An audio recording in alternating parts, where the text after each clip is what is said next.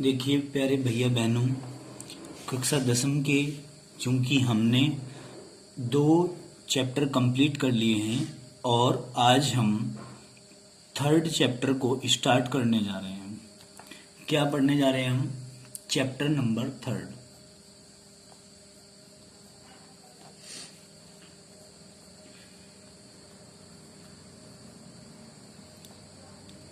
जिसका नाम है धातुएं एवं अधातुएं।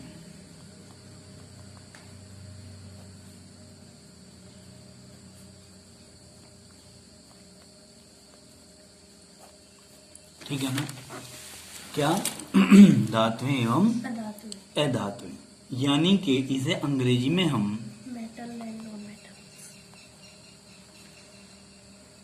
मेटल्स एंड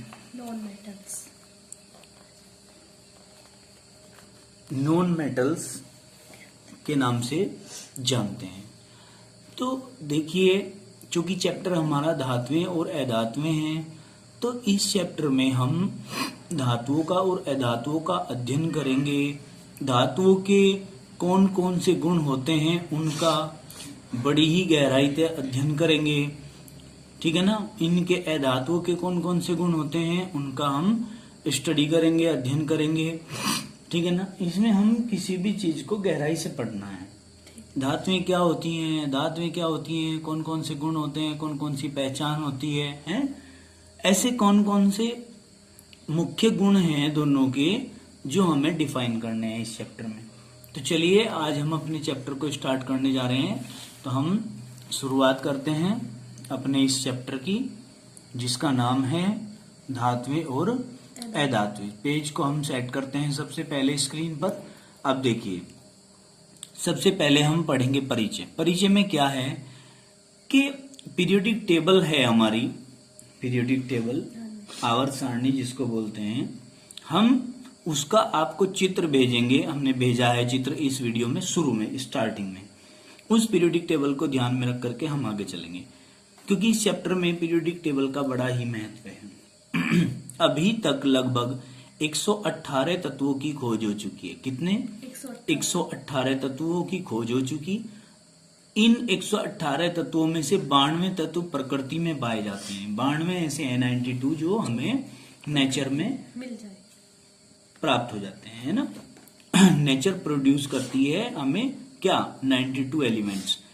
शेष तत्वों को प्रयोगशाला में संश्लेषित करके बनाया गया है। बाकी जितने भी आगे 118 होने में शेष रह गए हैं, वे सारे के सारे मनुष्य के द्वारा, इसको मैन मेड एलिमेंट बोलते हैं, ये लैब के अंदर क्या किए गए हैं? सिंथेसिस किया गया है, इनका बनाए गए हैं। अब तत्वों के गुणों में परस्पर समानताएं भी पाई जाती हैं तथा असमानताएं भी। क्या क्या भाई? तत्वों के जो गुण होते हैं उनमें एक दूसरे से जो है समानताएं भी होती हैं और असमानताएं भी होती हैं। ठीक है? तत्व द्रव्य का वह मूल पदार्थ है। क्या बात कहेंगे? तत्व की यहाँ पर समझ लो, एक तरीके से आप डिफाइन कर रहे हो, एक्सप्लेनेशन कर रहे हो कि तत्व द्रव्य का वह मूल पदार्थ है जो समान प्रकार के परमाणुओं से मिलकर बना होता है। तत्वों को भौतिक तथा रासायनिक विधियों द्वारा आगे सरल पदार्थों में विभाजित नहीं किया जा सकता। ठीक है ना? यानी कि एलिमेंट क्या है? सबसे सिंपल पदार्थ होता है, सबसे सिंपल पार्टिकल्स होता है। इसको हम किसी भी तरह भौतिक विधि से या फिर रासायनिक विधि से सरल पदार्थों में नहीं तोड़ सकते, यानी कि तत्व को तोड़ा नहीं जा सकता। ठीक है ना? तत्व लाइक एज एटम, तत्व भी ऐसे ही डिफाइन किया जाता है जैसे आप एटम को डिफाइन करते हो। परमाणु की परिभाषा भी क्या है?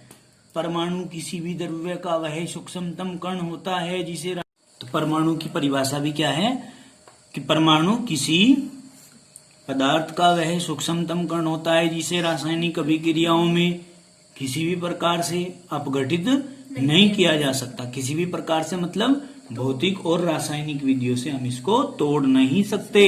अर्थात परमाणु सबसे छोटा पार्टिकल्स होता है। इसी प्रकार तत्व की भी वही परिभाषा होती है। ठीक है ना? उदाहरण के रूप में क्या कहेंगे कि हाइड्रोजन है, सोडियम है, सल्फर है, ऑक्सीजन है, मैग्नीशियम है, मैग्नीशियम में M बड़ा और G छोटा आदि। ये सारे के सारे क्या हैं? ये सारे के सारे तत्व हैं। इनके गुणों के आधार पर क्या कहा बेटे?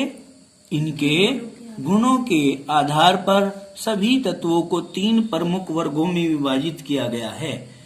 तत्वों को गुणों के आधार पर 3 प्रमुख वर्गों में विभाजित कर दिया गया है। कौन कौन से? धातु, अधातु और उपधातु या अर्धधातु।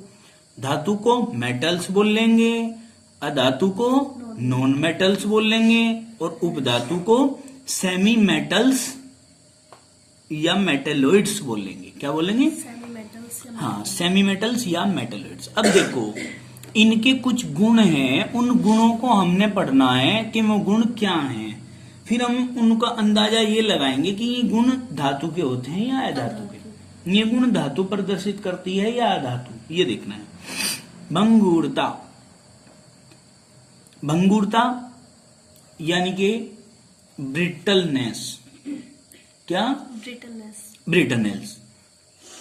क्या होती है ब्रिटलनेस? भंगुरता। देखो, आपने कोई मिट्टी का डला उठाया, उसको आपने दीवार में पटक के मार दिया, तो क्या होगा? वो डला चूर चूर हो जाएगा।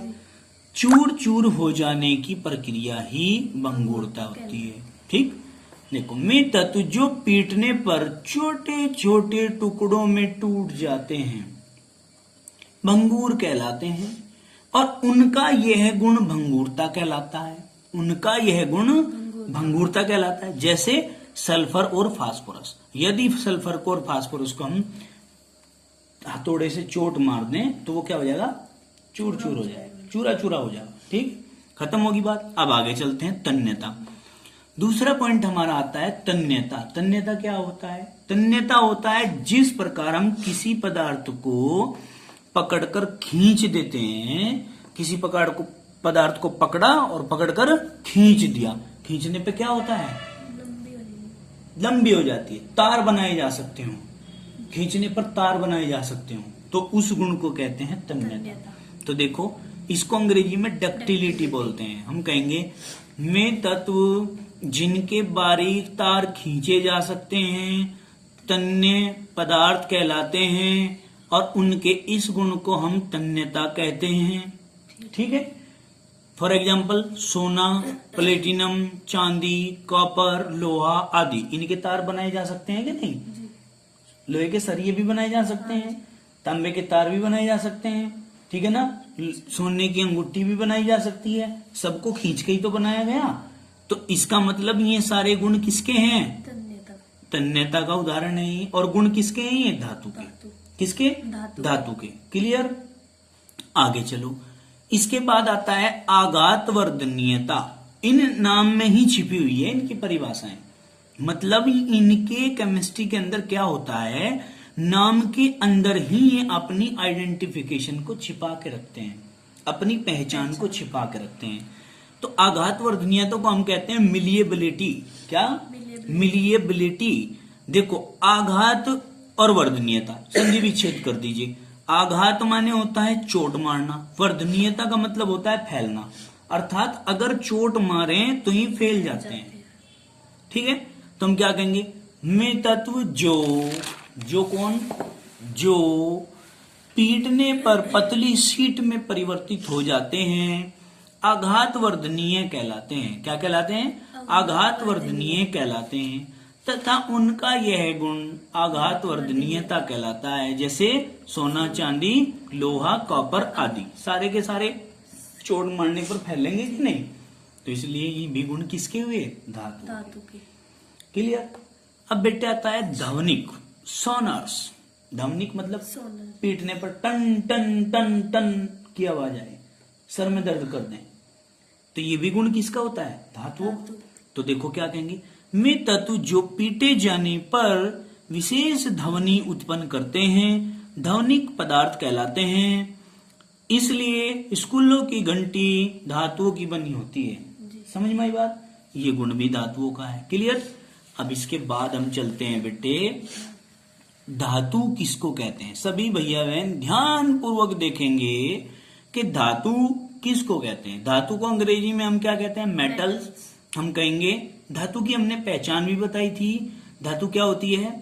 जो इलेक्ट्रॉन को त्याग कर धनायन बनाने की प्रवृत्ति रखते हैं। इससे पहले चैप्टर में हमने पढ़ा था धातुओं का गुण। क्या? में तत्व जो इलेक्ट्रॉन को त्याग कर धनायन बनाने की प्रवृत्ति रखते हैं धातु कहलाते हैं। क्या कहलाते हैं? धातु कहलाते हैं। ठीक है, जैसे एग्जाम्पल के तौर पे हम आपको बताएं, क्या यहां पर बताते हैं, जैसे Na है, Na के 2, 8, 1, बाह्यतम कोश में कितने इलेक्ट्रॉन है? 1। तो Na क्या करता है? 1 इलेक्ट्रॉन को त्याग देता है और प्लस Na के ऊपर जितने इलेक्ट्रॉन त्याग गए उतने ही प्लस चार्ज आ जाते हैं। तो Na ने ये वाला इलेक्ट्रॉन त्यागा है, ये रहा, त्याग दिया, अलग कर दिया, तो Na के ऊपर प्लस का भी 1 आ गया, तो ये क्या बन गया? धनायन बन गया। क्या बन गया? धनायन। तो धनायन बनाने की प्रवृत्ति ही क्या कहलाती है? धनायन बनाने की प्रवृत्ति धातु पदार्थों की। ठीक है, क्या कहा? में तत्व जो इलेक्ट्रॉन को त्याग कर धनायन बनाने की प्रवृत्ति रखते हैं धातु कहलाते हैं। अब आगे देखेंगे बेटे, धातुओं के भौतिक गुणधर्म कौन कौन से हैं। देखो, धातुओं के प्रमुख भौतिक गुण निम्न प्रकार हैं। कौन कौन से हैं? धातुएं चमकदार होती हैं। कैसी होती हैं? चमकदार मतलब शाइनिंग मारती हैं धातुओं में। ठीक, खेत घरों में क्या होता है? घास काटने की मशीन होती है, हम उस पर रेत मारते हैं तो क्या होता है? चमकीले हो जाते हैं उसके में दांत ही तो है में। ठीक है, नहीं कट कट कट कट करते चले जाते हैं। देखिए, शुद्ध धातु की सतह चमकदार होती है। जो शुद्ध धातु होगी उसकी सतह कैसी होगी? चमकदार। सोना चमकदार होता है, चांदी चमकदार होती है, शाइनिंग मारती है, लोहे पे भी मारती है, टीन पे भी मारती है शाइनिंग है। तो हमने कहा धातु के इस गुण को धात्विक चमक कहते हैं। धातुएं काफी समय तक वायु तथा नमी के संपर्क में रहने पर अपनी चमक खो देती है। अर्थात जब लंबे समय तक धातुओं को नमी के और पानी के संपर्क में रखा जाएगा, काहे कि भाई नमी की और पानी के संपर्क में, वायु के संपर्क में, यानी कि ऑक्सीजन के, वायु के अंदर भी ऑक्सीजन होनी चाहिए, ऑक्सीजन के नमी के पानी के संपर्क में आएगी तो इस पर क्या हो जाएगी? परत जम जाएगी, एक जंग की परत। ठीक है, और जंग लग जाएगा तो